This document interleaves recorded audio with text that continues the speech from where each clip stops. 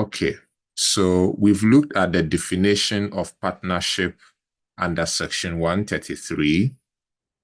Okay, we now want to look at principles of taxation on partnership from Section 52 of the Income Tax Act. Okay, Madam, can you... Adam, good morning.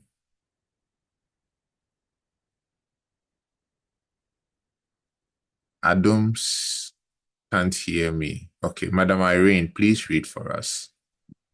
Hello, sir. Yes, Adam, good morning. Good morning, sir. It's been a while. Yes, so... Okay, that's fine. Madam Irene, let's go. Principles of taxation. A partnership is not liable to pay income tax with respect to the chargeable income of the partnership and is not entitled to any tax credit with respect to that income. But the partnership is liable to pay income tax with respect to final withholding payments. Okay. The So income... what we are trying to establish from where Madam Irene read is that a partnership as an entity, okay, that is not taxed or is not liable to pay what? Income tax, except for final withholding payments. Please get this clear. It will really help you. A partnership as an entity. Let's say Adum and Derek. That partnership is not liable to pay income tax with respect to the chargeable income of the partnership.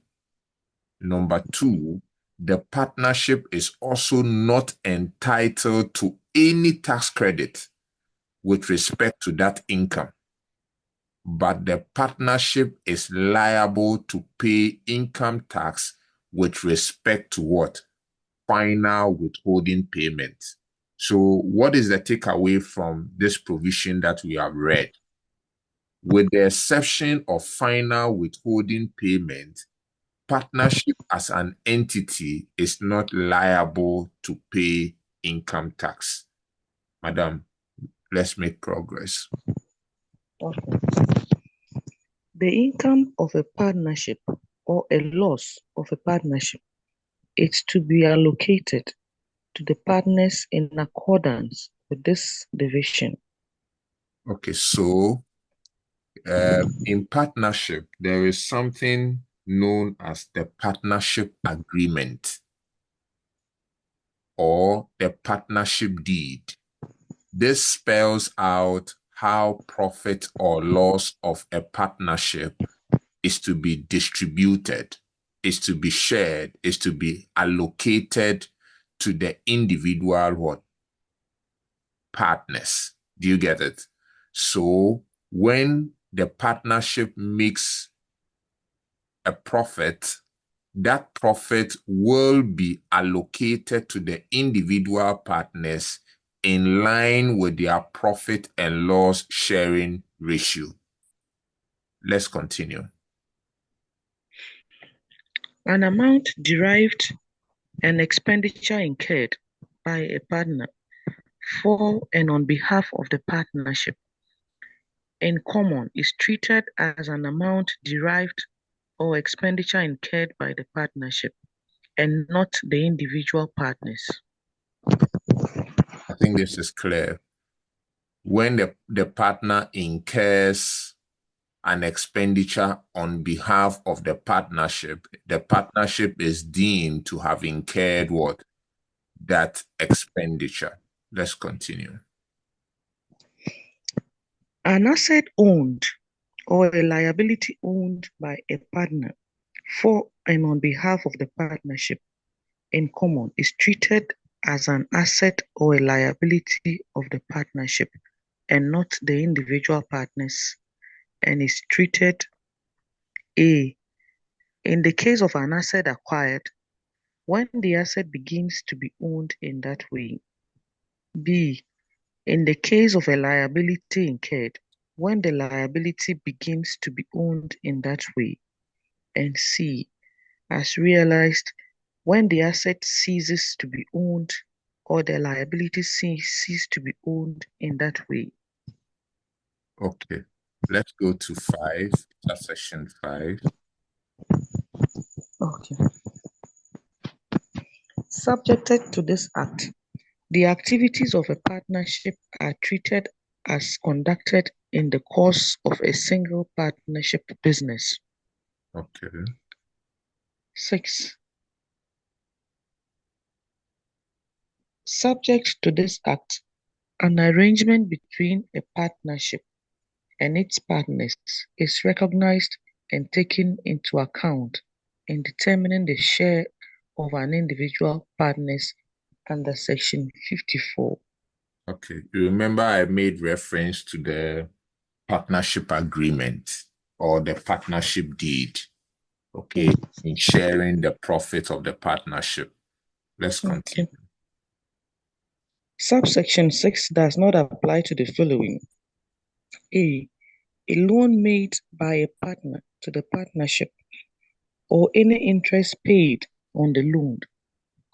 And B, a service provided by a partner to the partnership, including the payment of that partner and any service fee or income from employment payable in relation to the service provided.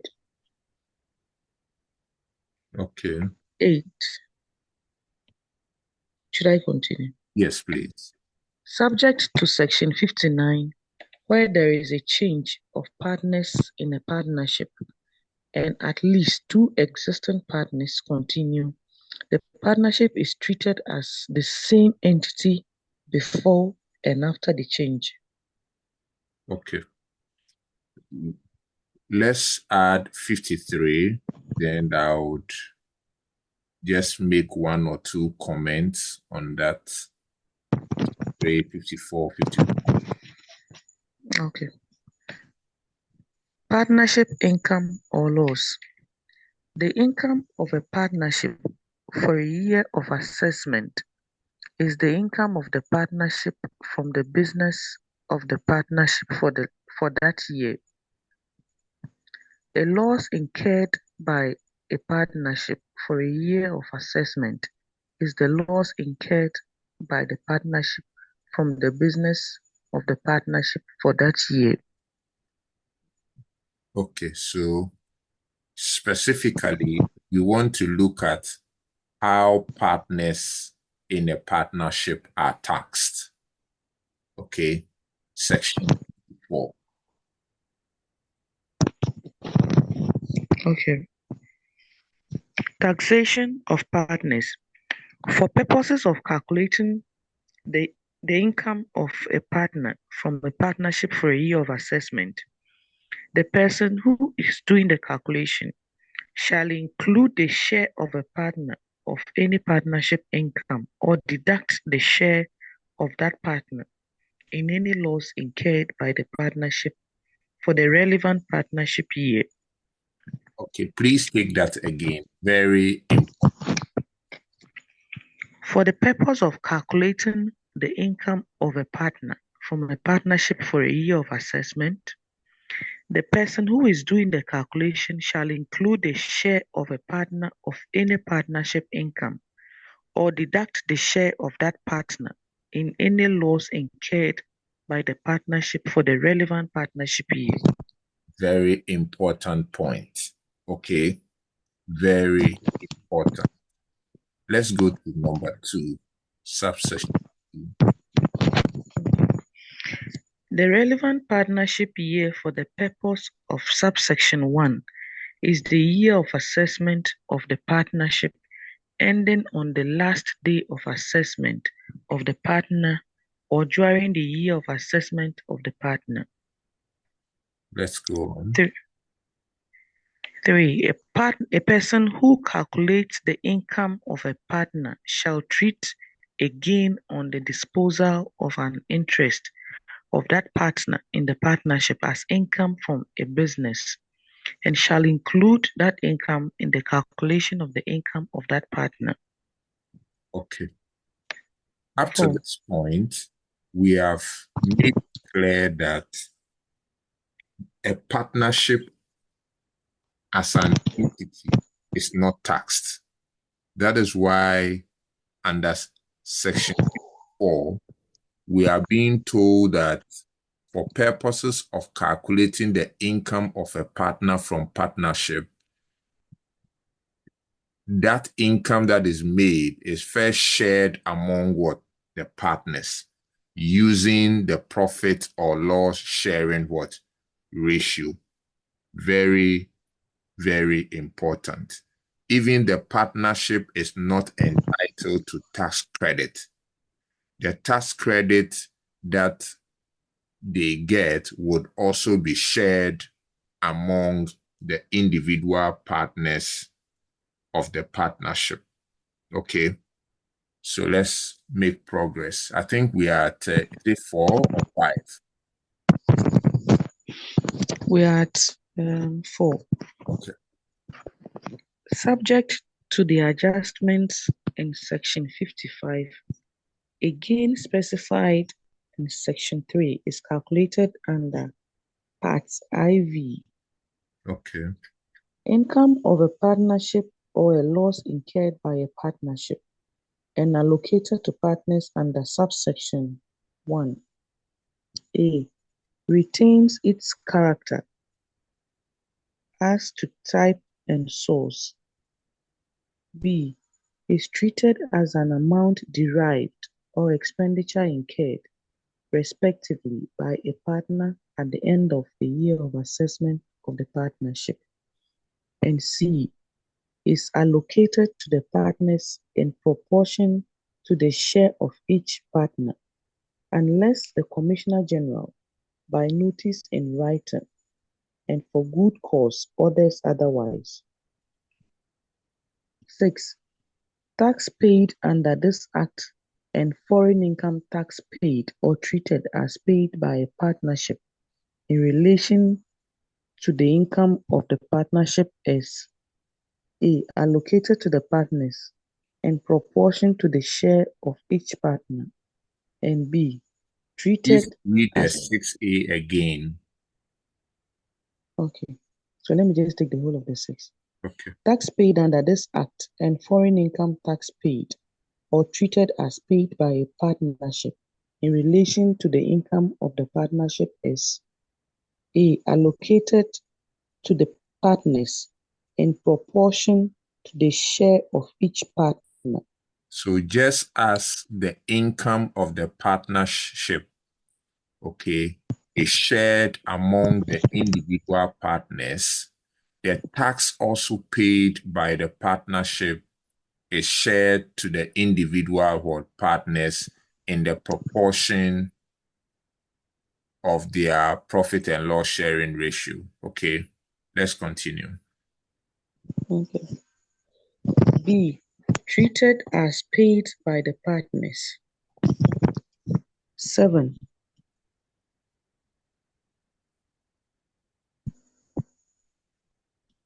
Okay. An allocation in subsection 6A occurs at the time partnership income is treated as derived by the partners under paragraph B or subsection 5. 8. For purposes of this section and subject to section 52(6), the share of a partner is equal to the percentage interest of that partner in any income of the partnership as set out in the partnership arrangement. Okay. So let's finish off this partnership discussion with section 55. After that, we'll start our discussion on taxation of gains.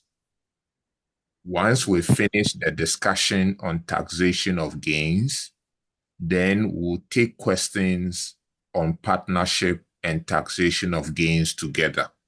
Okay, so we are going to use this morning's discussion and possibly tomorrow evening to finish with, if we are able to finish the theory bit of taxation of gains tomorrow, then we'll start the computation tomorrow.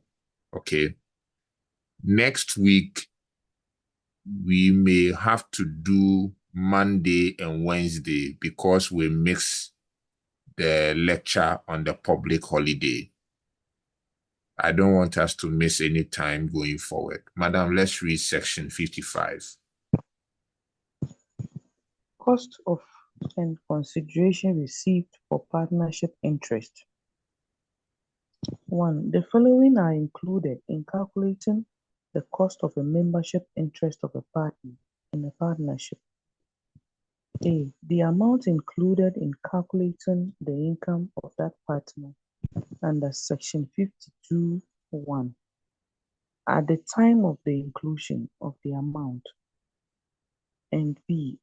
The share of exempt amounts and final withholding payments of the partner derived by the partnership at the time the amount or payment is derived.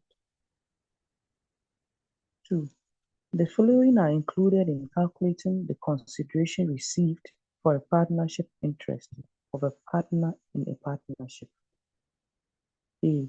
The amount deducted in calculating the income of the partner under section 52(1) at the time of the deduction of the amount. B. A distribution made by the partnership to the partner at the time of distribution. And C.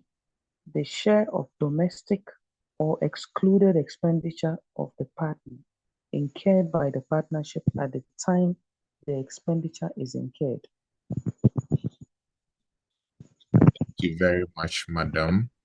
So, in conclusion, I want to make this point. You may write them down. A partnership entity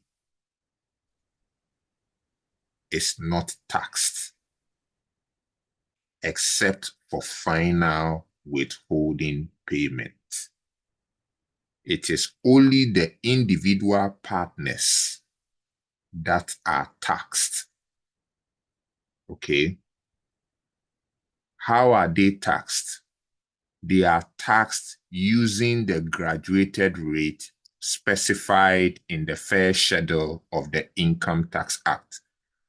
If you remember, when we're solving the employment income question, you would always see the graduated rate used. It is that same graduated rate that is used in taxing the individual partners.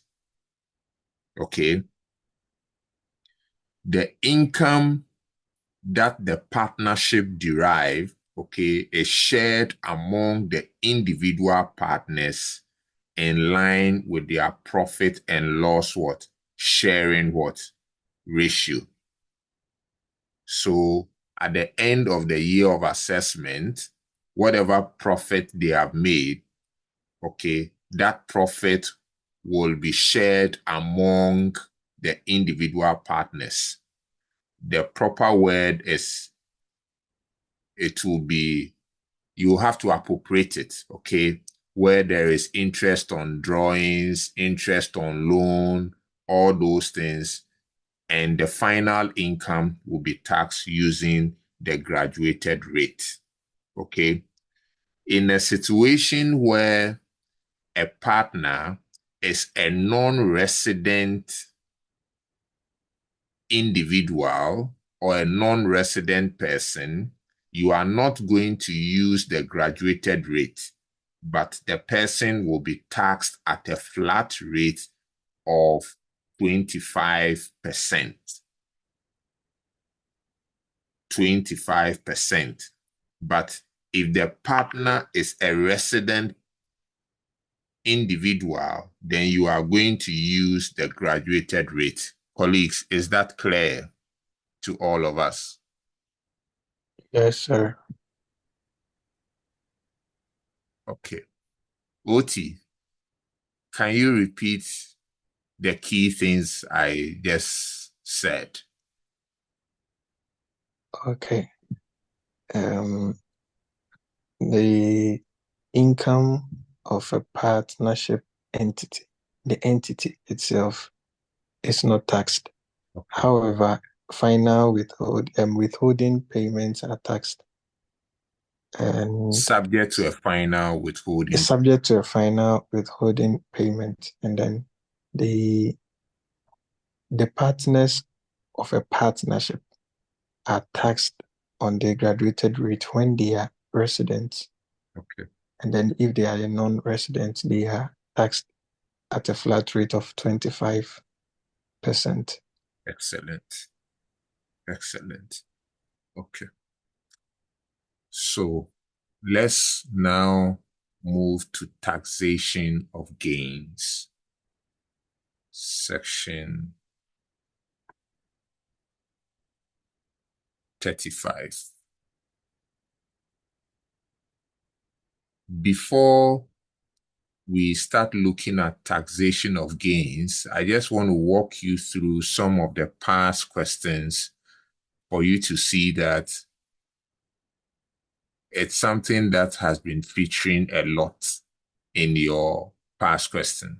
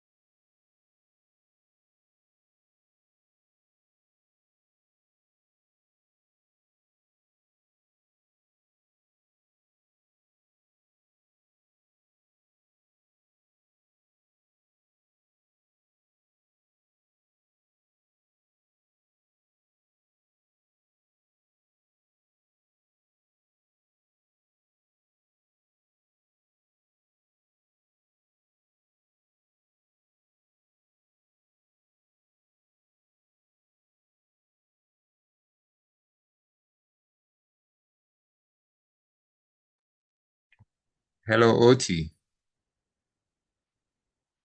Oti, are you there? Yeah.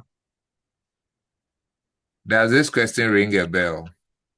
Question 5D, last date. I haven't gone through it. Okay, so read question 5B for us. Okay, But question the other 5B. day, when I posted one question, you said, this question there, you have seen it somewhere before. Uh, question 5B. Gameli sold a warehouse on 15 February 2023 for 320,000 Ghana cedis. The warehouse was purchased on 24th January 2020 for 164,000 Ghana cedis for investment purpose, and he incurred legal fees of 3,600 Ghana cedis in connection with the purchase of the warehouse. An extension of the warehouse was carried out at a cost of 37,000 in March 2021. During May 2022, the tiles of the warehouse were replaced with terrazzo and at a cost of 24,000 following a fire outbreak. Gameli incurred legal fees of 5,800 in connection with the disposal of the warehouse. Required: calculate the taxable gains or loss on the disposal of the warehouse by Gameli. Thank you. Let me also show you another one. It will either come in this form or in another form.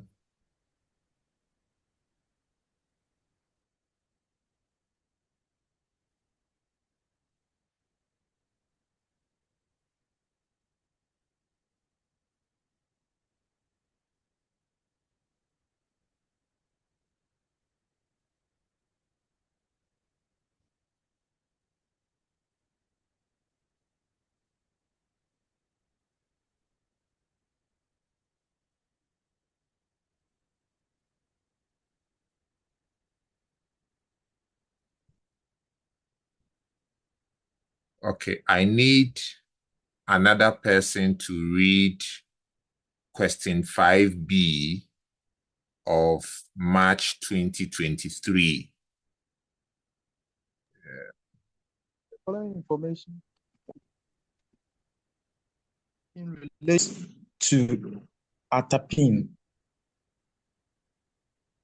On 2nd of February 2023, 1,000 shares purchased from Team Limited, TAM Limited at 2 cities per share. On the 2nd May of 2023, 1,500 shares purchased from TAM Limited at 3 cities 50 pesos per share. 12 December 2023, 1,200 shares sold at 5 Ghana cedis per share and incurred commission of 1% on the sale value required. Compute the tax payable. Great. So this is how your questions on taxation of gains can appear. Okay. So let's be on the watch out. Let me just check something. I want to confirm the mark allocation.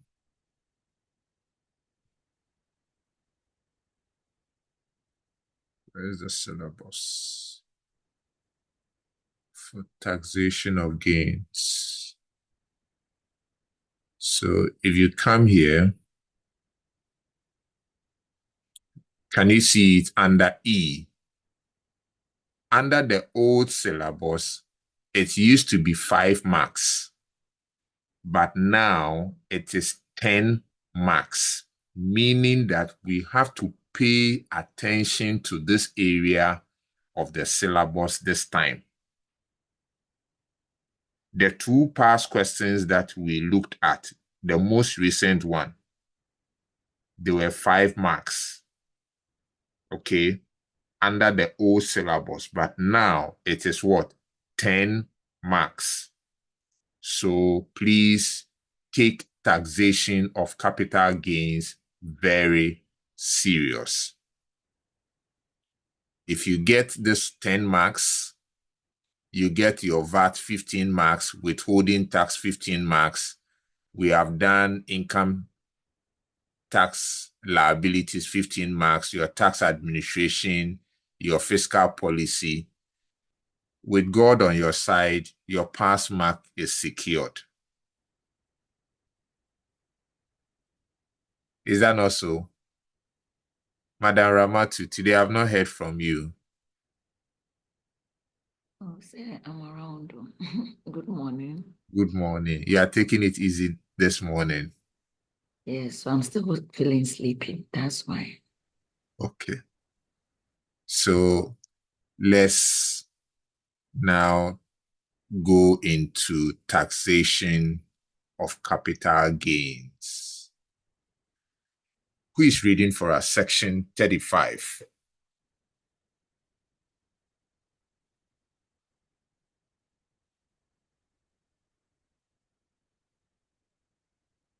Section 35. Who is reading for us? Okay, let's read. Taxation of gains and losses.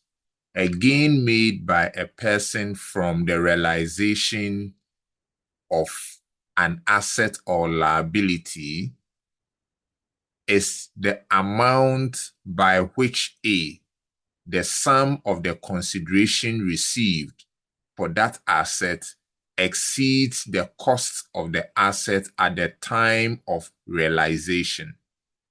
B, the sum of the consideration offered for the liability is less than the amount outstanding at the time of realization. 2, a loss of a person from the realization of an asset or liability is the amount by which the cost of the asset exceeds the consideration received for the asset at the time of the realization, or the sum of the consideration offered for the liability is more than the amount outstanding at the time of realization. So section 30 is telling us what gains means, or how to derive what? Capital gain. If the consideration received for an asset exceeds the cost, okay, at the time of the realization, at the time of the sale, at the time the asset was disposed of, then we can say that there is a gain. Okay? If the consideration offered for a liability is less than the amount outstanding at the time of the realization, we say there is what? A gain. Colleagues, is that clear? Yes. So you are owing 50,000 cedis and you are made to pay 35,000 cedis. Is there a gain or a loss?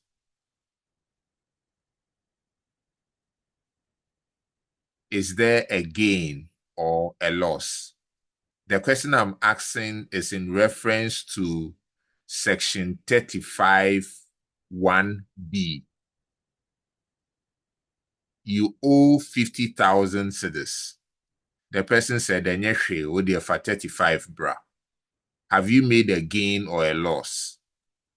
Again, A gain. How much?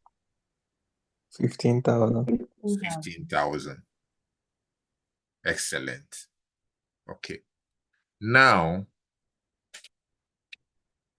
that we know what gain is, we need to also go into the act to understand the meaning of this word. What is the word?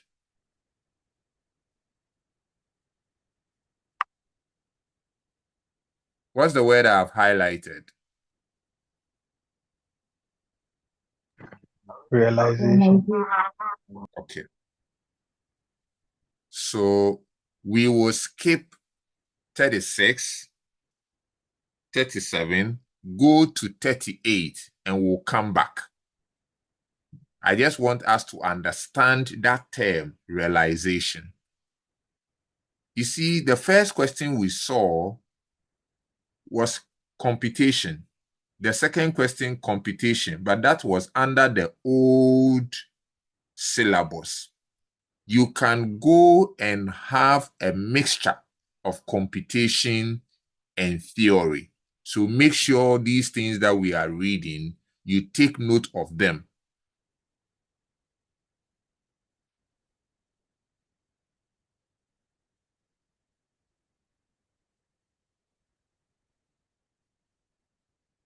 Okay, who is reading section 38 for us?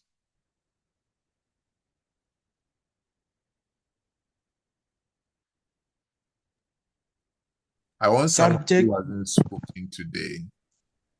Okay, I don't go. Subject to this act, a person who owns an asset realizes the asset. A, if that person If that person parts with the ownership of that asset, including when that asset is sold, exchanged, transferred, distributed, redeemed, destroyed, lost, expelled, or surrendered. Please pause there. B. Okay. So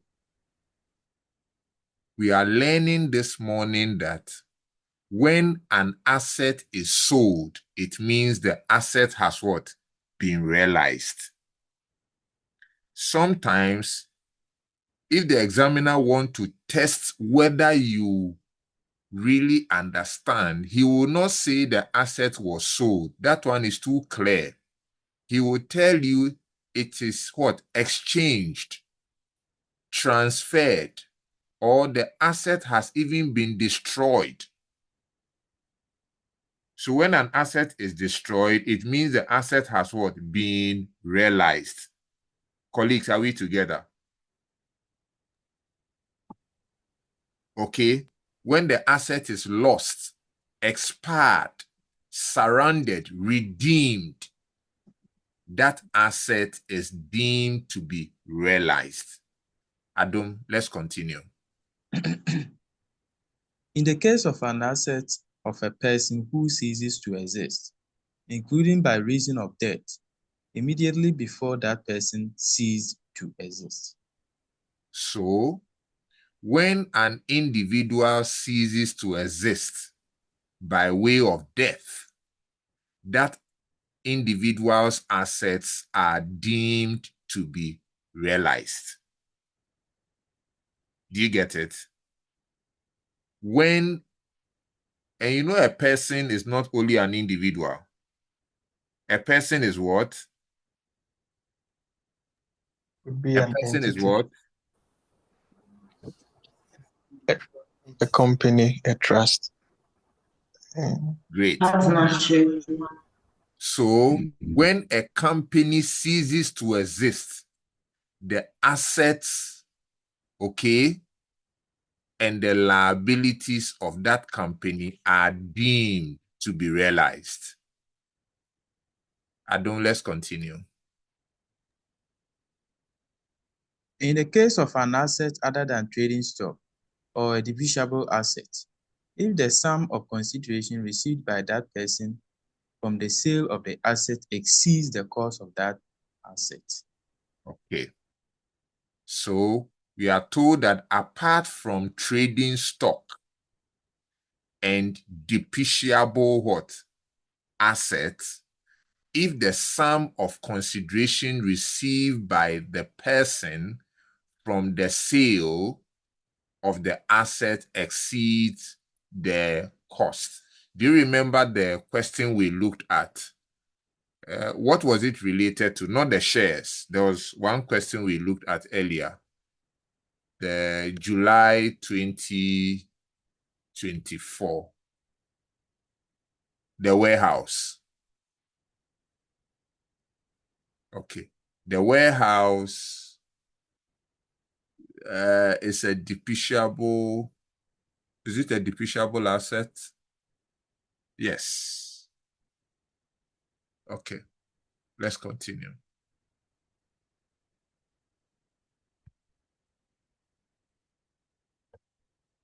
Adam, let's continue. Okay, sir.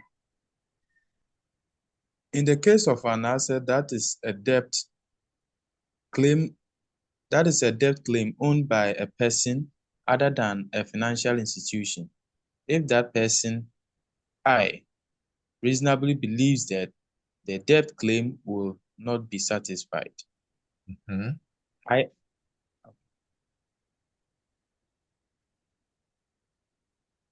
Sir, please, should I continue?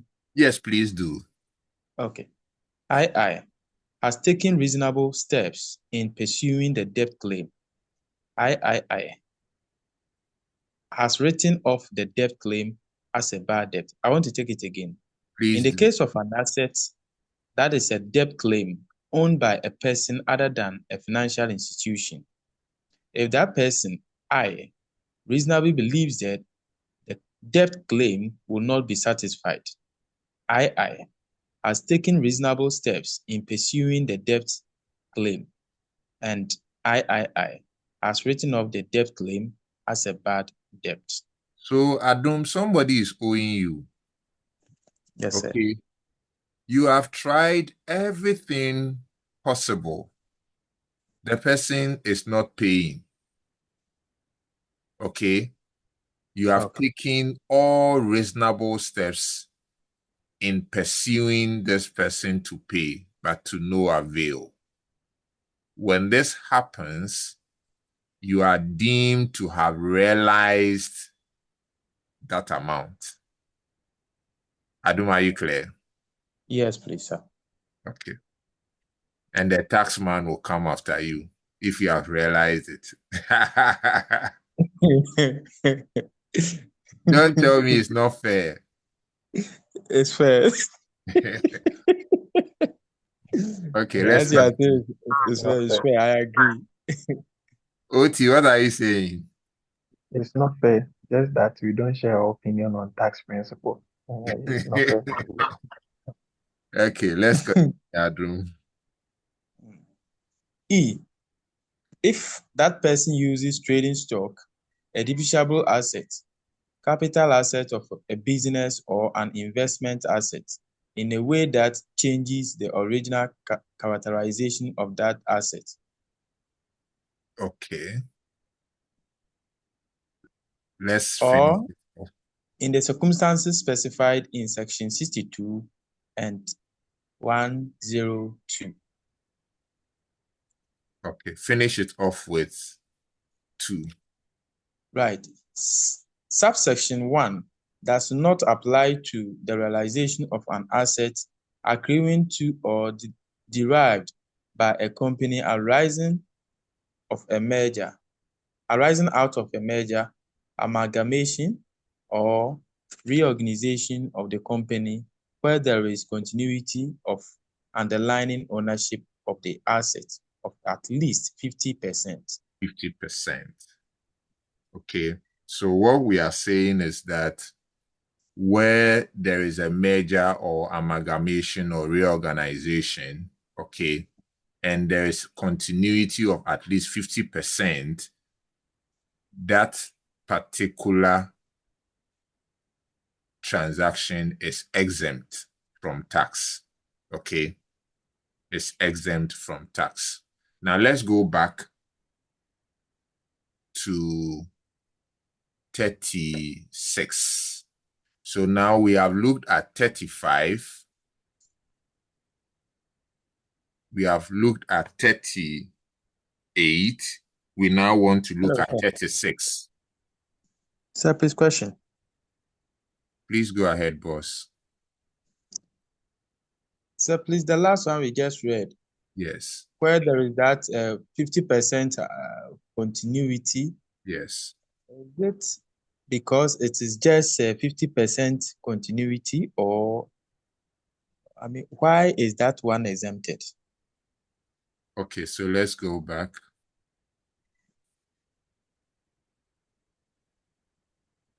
38.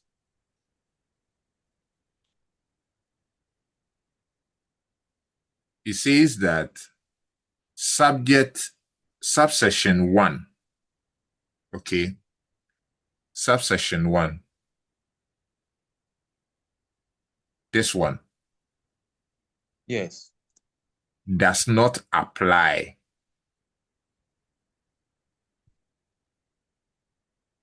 Does not apply in the case of a company, okay, does not apply to the realization of an asset accruing to or derived by a company arising out of a merger, amalgamation, or reorganization of the company where there is continuity of underlying ownership of the asset of at least 50%. Let's go to section 47. It's clearly stated in section 47 of the Income Tax Act.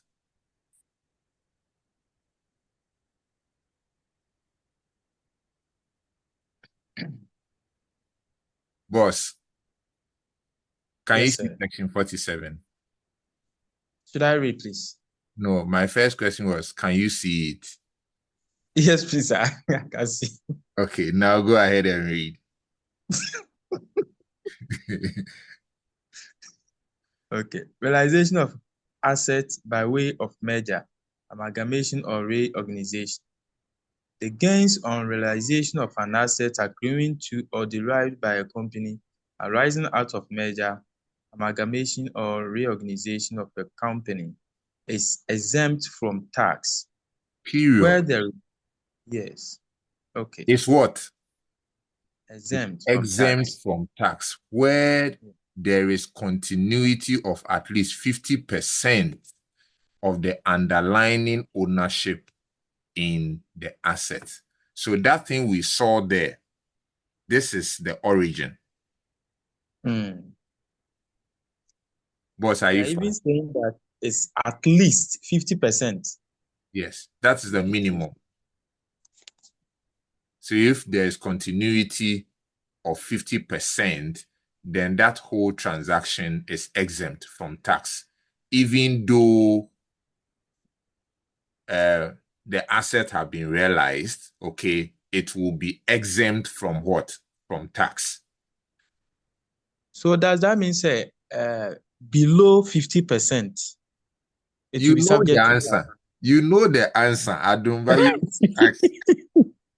ask below Okay, sir. 50%, it will be subject to tax. I see. A law. So let's go back. Okay, sir. I think we're at 36, right?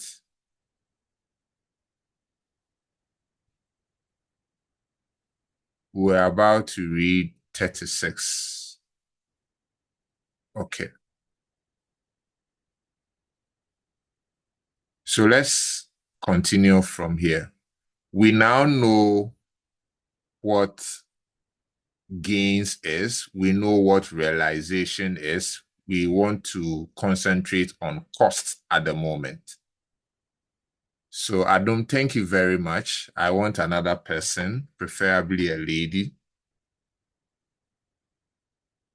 to read for us. Madam Millimate, hope you can read for us. Okay. Cost of an asset. Subject to the Act, the cost of an asset of a person is the sum of A. Expenditure incurred by the person in the acquisition of the asset and includes, where relevant, expenditure of construction, manufacture, or production of the asset. B. Great. Let's Expenditure pause there. in So if you want to know the cost of the asset, it includes what? The expenditure incurred in constructing the asset, or the cost incurred in manufacturing or producing the asset. That is what? The cost of the asset. It doesn't end there. Let's look at B, madam. Okay, B. Expenditure incurred by the person in altering, improving, maintaining, or repairing the asset. Very good. Do you remember the question we read, Gameli? Let's look at that question again.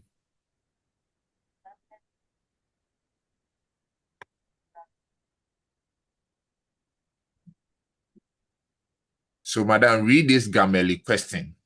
At least at this point, we have started looking at what cost is. So read question 5B, July 2024, and let's see if we can make some meaning out of this question. Family sold a warehouse on 15 February 2023 for 320,000 cedis. The So, warehouse madam, was hold on. also This 320,000, what is it? that is the realization amount. The So consideration received. consideration. consideration received. Please continue. Okay.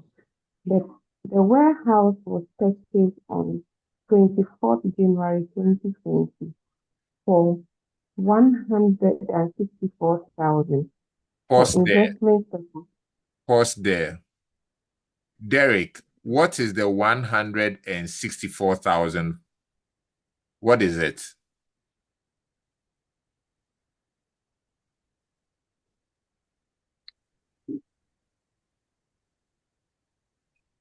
Actually. Mm. Hello, Derek. Okay. Madam So Ramat, that's the what is the cost. It's the 164,000? cost.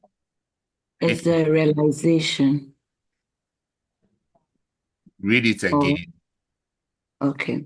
The warehouse was purchased on 24th, and that one was 2020. So that was the cost, the initial cost Of incurred the in purchasing the warehouse. Very warehouse. good. Now continue for me.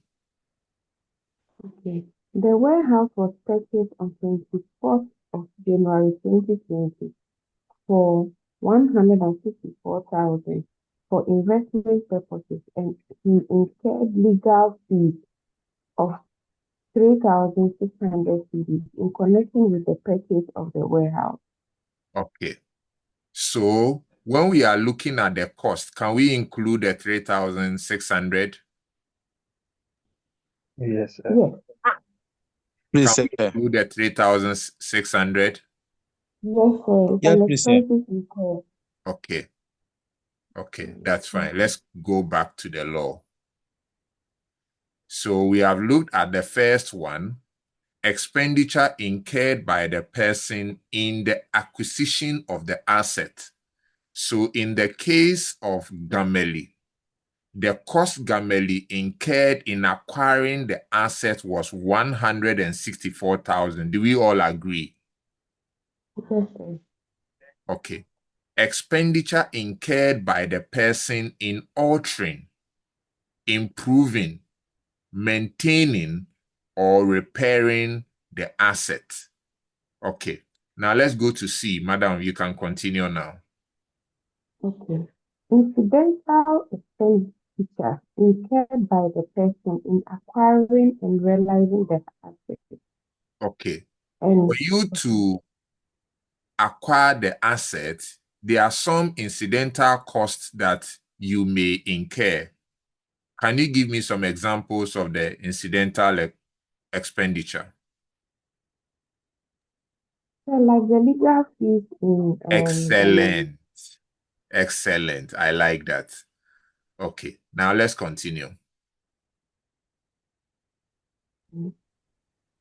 Income amount referred to in subsection 2. Income amount referred to in subsection 2. We'll get there. So now let's look at subsection 2. Okay. An income amount is an amount required by the division 2 of part 2 to be directly included in calculating the income of a person, or that is an exempt amount or final withholding payment of the person. Okay. Or B, the amount referred to in paragraph A, which is derived from the sale of an asset or any other expenditure of the type mentioned in subsection A, B, or C, as incurred by the purchase in respect of that asset. Okay. So should I So what continue? I need members to take note of is that when we talk of the cost of an asset, we are referring to the cost the individual or the person incurred in acquiring the asset, i.e., the cost of construction, the cost of manufacturing or production. Then, any cost you incur in improving the asset, in repairing or maintaining the asset or altering the asset is also considered as what? Cost. Let's still use the Gameli question. An extension of the warehouse was carried out at a cost of 37,000 cedis in March 2021. During May 2022, the tiles of the warehouse were replaced with terrazzo at a cost of 24,000 Ghana cedi following a fire outbreak. These two figures, do they qualify as costs? Yes, sir. The extension and the replacement of the tiles, do they qualify Yes, sir. as costs? Yes, sir. Great. The legal fees here, 5,800, what is it? In connection with the disposal, is So an it's also cost. incidental cost, Yes. right? We saw that in here. Incidental expenditure incurred by the person in acquiring and realizing of the asset. So these points you see here, A, B, and C, they are very important.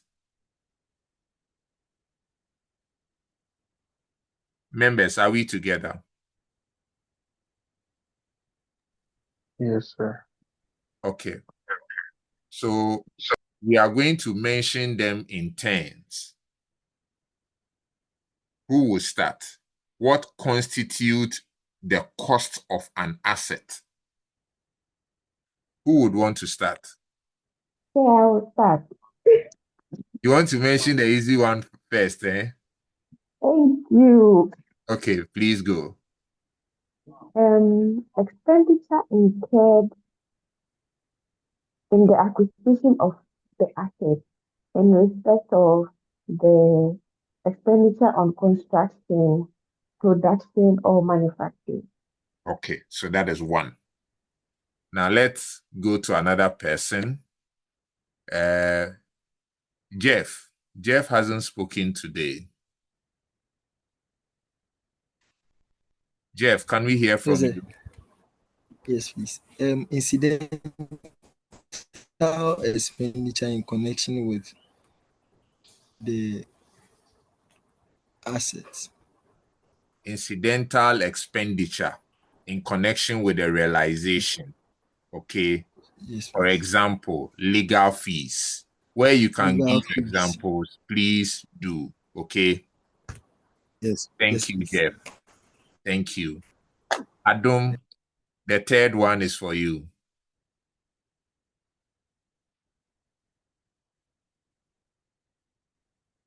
Hello, Adam, the third one is for you.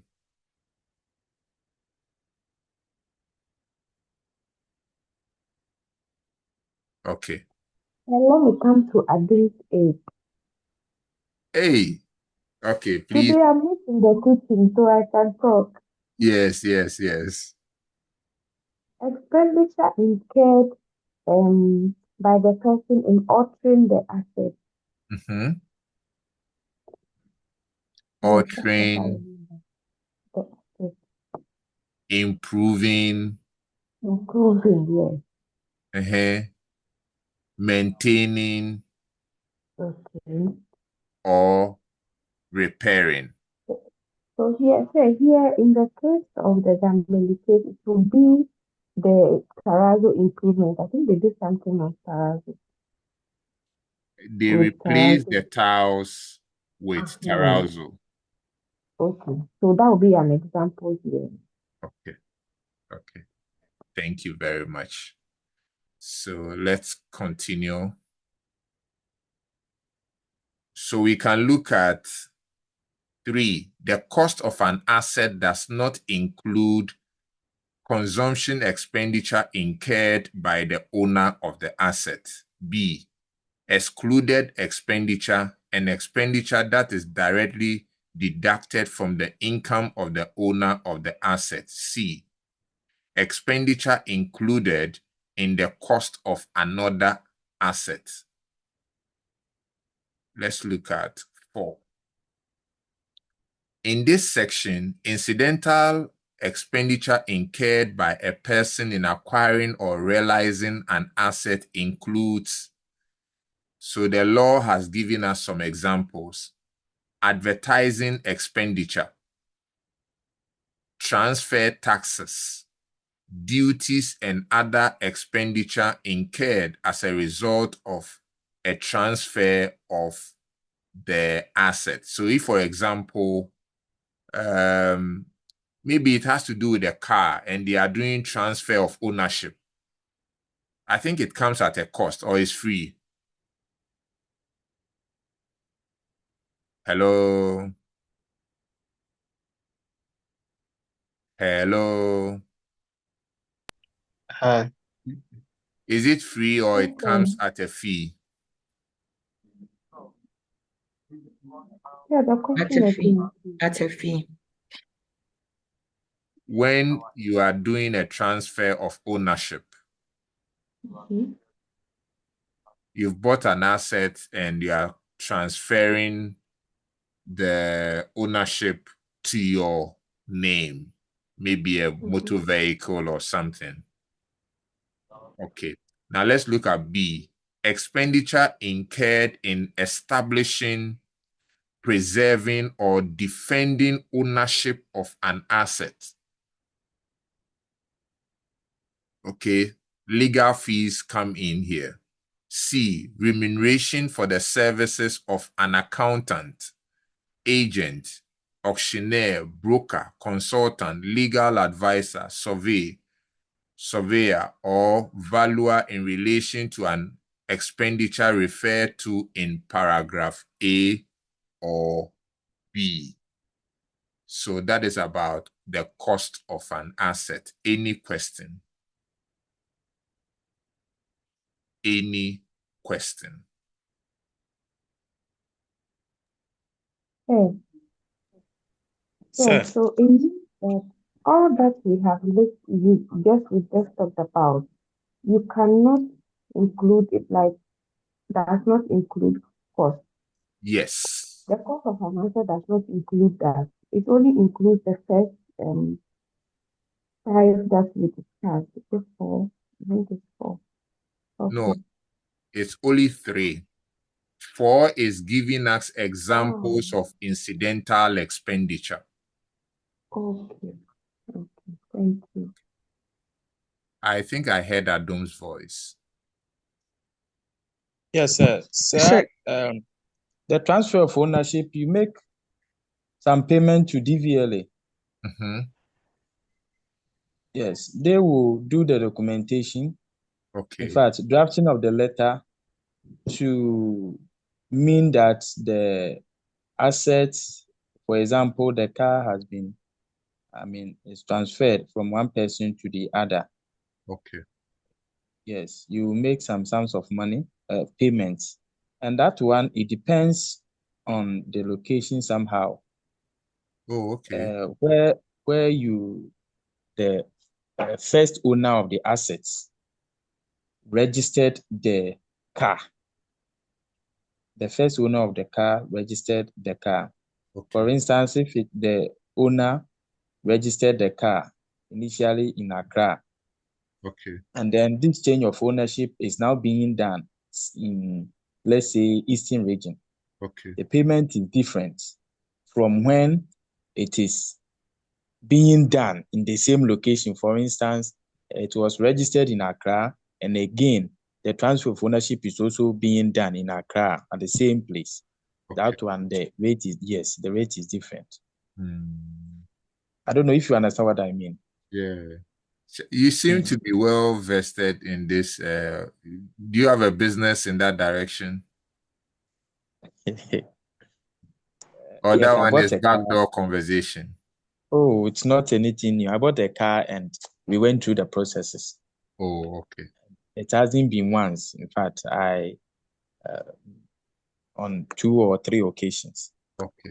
it's the same processes. So Okay. they That's continue to revise the rate anyway. Recently, they increased the amount. So if you want to buy a car from someone, you have to buy it early because they have been reviewing the amount.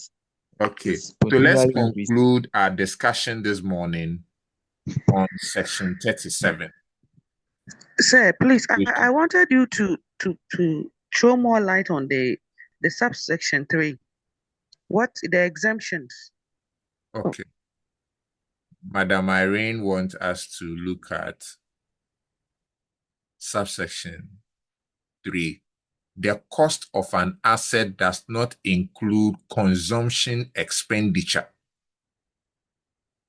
incurred by the owner of the asset. B, excluded expenditure.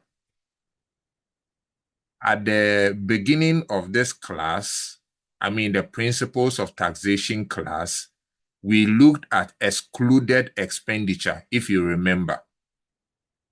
Section 130. And expenditure that is directly deducted from the income of the owner of the asset. So, once that particular expenditure is being deducted from your income, you cannot also come and treat it here as a cost. Then C, expenditure included in the cost of another asset. So, maybe you have two different assets. Motor vehicle A and motor vehicle what? B. You have included this cost, this particular cost under motor vehicle A, and you want to go and include that same cost under motor vehicle B. It doesn't happen that way. Madam Irene. Yes, sir. Please, are you fine now? So I want to understand the B especially, excluded expenditure and expenditure that is directly deducted from the income of the owner of the asset. If you can give me an example. Okay, so section 130.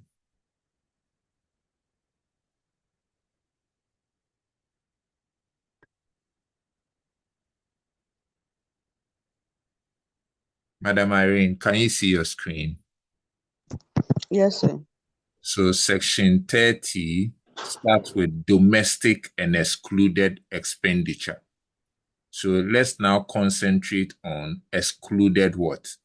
Expenditure. So Madam Irene, please read for us. Okay. Excluded expenditure means tax payable under this act, bribes and expenditure incurred in corrupt practices, interest, penalties, and fines paid or payable to a government or political subdivision of a government of any country for breach of any legislation. Expenditure to the extent incurred by a person in deriving exempt amounts or final withholding payments, retirement contributions, unless they are included in calculating the income of an employee under Section 4(2) AVI, dividends of a company, and the last one, depreciation of a fixed asset. Okay. With this understanding, just take note of the things mentioned here. Tax payable under this act, bribes and expenditure incurred in corrupt practices, interest, penalties, and fines paid or payable to a government. Let's now go to where we're reading. Section 30, is it 38? 37.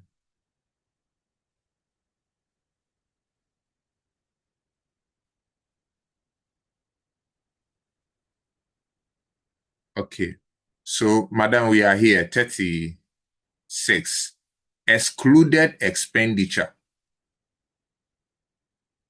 An expenditure that is directly deducted from the income of the owner of the asset. So, maybe in acquiring the asset, you paid bribe.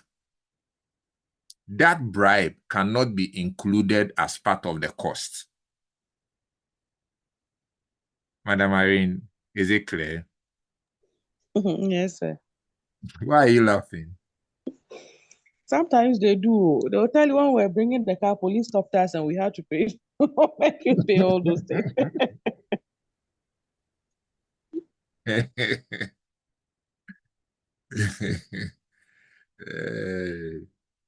This is Ghana for you. I wanted us to look at consideration received, but it's past 5:30. I know we are preparing to go to the office and to do other things. So I want us to end here. So Madam Irene, just give us a quick summary of what you have learned today. I will go to Madam Ramatu. She has not been the usual Madam Ramatu I know, but it's understandable. Then we'll go to what's the name? Osei Tutu. So let's start with Madam Irene.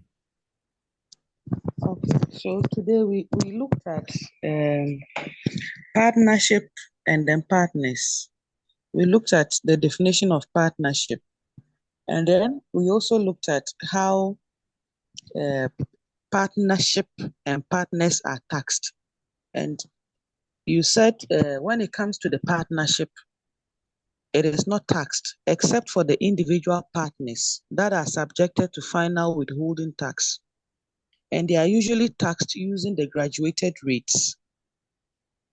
And then in the case of a non-resident partner, he or she is taxed at the flat rate of 25%.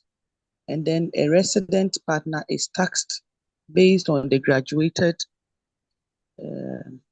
tax rate. And the income, it's shared. I've forgotten. You said it's shared, it's appropriated. Okay, so help me with that one. Okay. Let's hear from your colleagues. Maybe somebody will chip in something to correct that. So let's hear from Adum. Today, Adum has been actively involved in the discussion. Hello, Adum. Okay. Madam Ramatu. Hello. So, okay. I think what I heard was we said that the partnership, which is an entity in itself, is not liable to tax. That is correct. To tax, but the partners are rather liable to tax. Yes. So we are looking at them as individuals. That means that when computing their tax liability, we use the individual graduated rate to tax them. So it casted my mind back to the why we said that when we are looking at the basis period of these people, we group the individuals and the partnership under the calendar, using the calendar, whatever. We said, yes, the calendar year for these people. Okay. And we also said that the partnership in itself, the partnership as an entity is liable to final withholdings. Yes. Meaning that when they engage in any business and they need to make payments, the withholding agent is can deduct their withholding based on the transaction they've done, and that one is final. Likewise, as I don't know, maybe I'm confusing myself.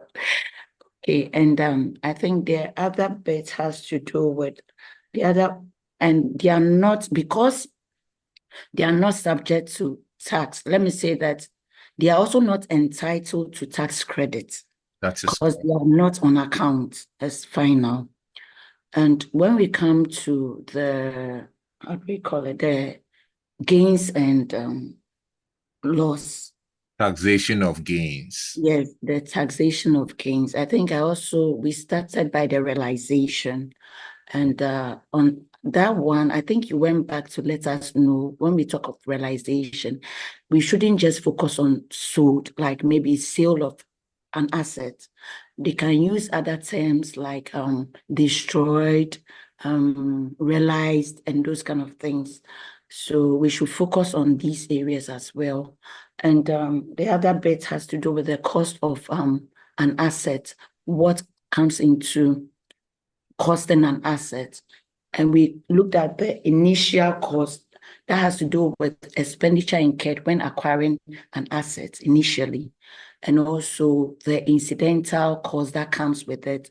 An example is the legal fees that we looked at in the question. And also there are other costs, expenditure incurred, maybe in improving the assets, or let me say that in repairing, or the other ones that you mentioned. We should factor all these things into it when costing the asset. Thank you. The subject matter of partnership, I want to repeat what I said. So those who didn't get it initially, please grab your pen and your notepad. A partnership as an entity is not taxed. Okay? A partnership as an entity is not taxed. Do you know that when you look through the rate, there's no specific rate for partnership? You know, for companies, you see 25%. But do you see one for partnership? Hello? No, sir. Yes. That goes to confirm that the partnership entity is not taxed. However, the only tax a partnership as an entity would suffer is a final withholding payment. Let's say the partnership is paid dividend. Dividend is what? It's a final withholding payment, isn't it? Hello? Yes, Yeah, sir. I want yes, to make yes. sure we all understand what I'm saying. The only tax a partnership as an entity will ever suffer is a final withholding payment. Apart from that, partnership as an entity is not taxed. The partnership is even not entitled to tax credit. That tax credit, okay, is allocated to the individual partners. I also mentioned that it is the individual partners of the partnership that are taxed. If the partner is a resident individual, he or she will be taxed using the graduated rate specified in the first schedule of the Income Tax Act. If the partner is a non-resident individual, he or she will be taxed using a flat rate of 25%. Please, do you understand? Please, Yeah, do you understand? yes, sir. In the definition of partnership that we saw in section 133, it doesn't only talk about individuals, it talks about corporations. Who took note of that? Who took note of that? Yes, sir, I did. Okay. So, a corporate entity can also be a partner. Do you agree? Yes, sir. It's like that one, so my people don't want to hear that one, so they are not responding. Derek, do you agree? Yes, sir. So when that happens, that corporate entity you cannot tax the corporate entity using the graduated rate. You will have to use the rate applicable to the entity. That is 25%. Let's take note of that. Very important. So can you see this? Means an association of two or more individuals or corporations. Can you see that? Okay. Derek, what did you learn today?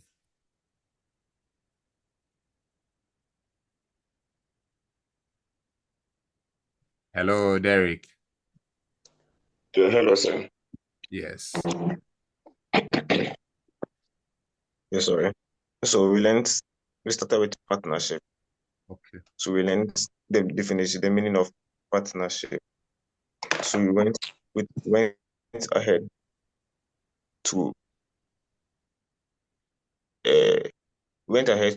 talk about how partnerships are taxed. So the partnership itself does not attract tax. It's not tax, but it's only with final withholding payment, like dividend and rent.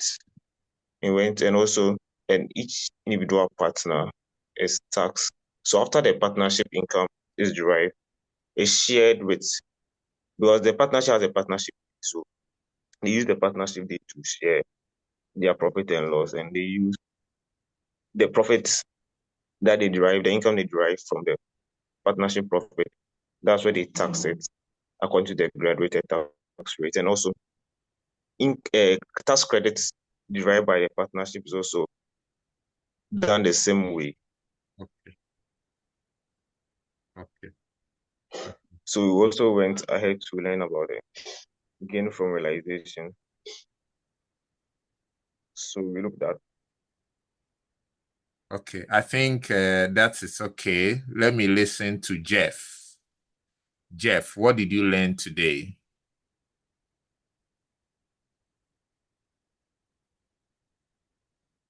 Okay.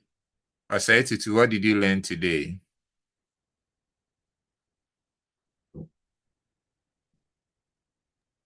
We also talked about the items or the cost that we can include in the cost of an asset.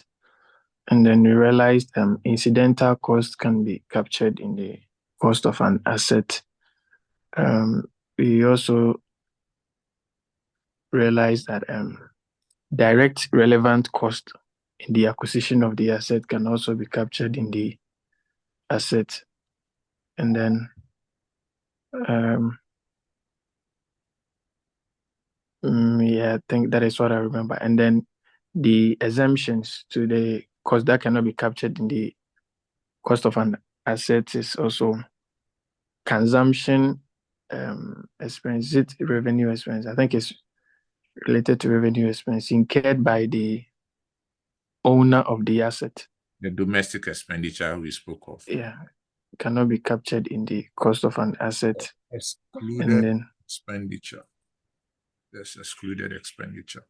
Well, I spoke about giving of bribes and all those things. Tax is paid under the act. Okay, that's fine. yeah, and So, then any other costs which have been captured in another asset in the year.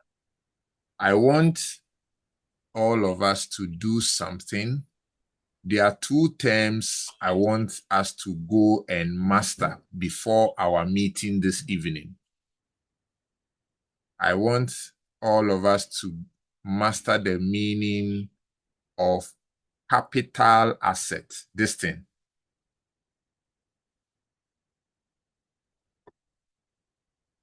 When we meet in the evening, I'm going to ask you to tell me what a capital asset is. Please, have you taken note of it? Please, have you taken note of it? I don't want to walk alone. Have you taken note of it? The last one is... Yes, sir.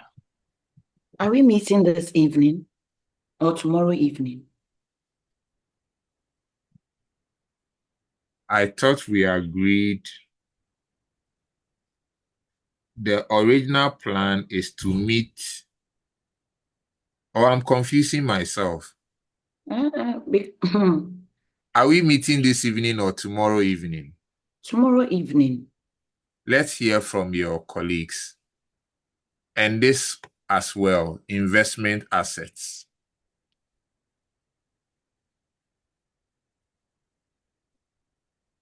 Investment assets. Let me check. It's tomorrow evening. Oh. I'm looking for my phone to check the information we've shared on the page.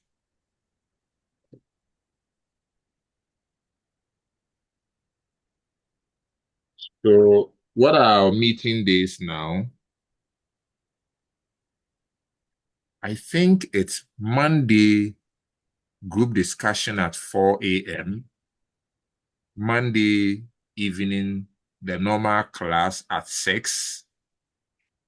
Friday group discussion at dawn. And Friday evening. Somebody should confirm on the page for me.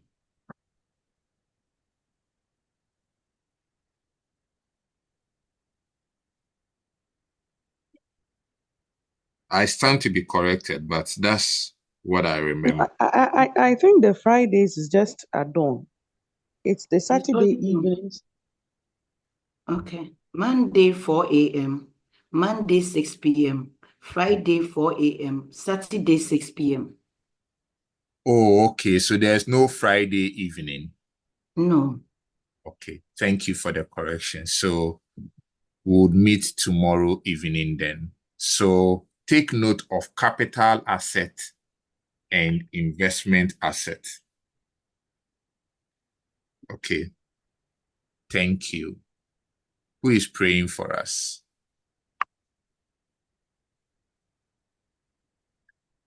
Madam Irene, please pray for us.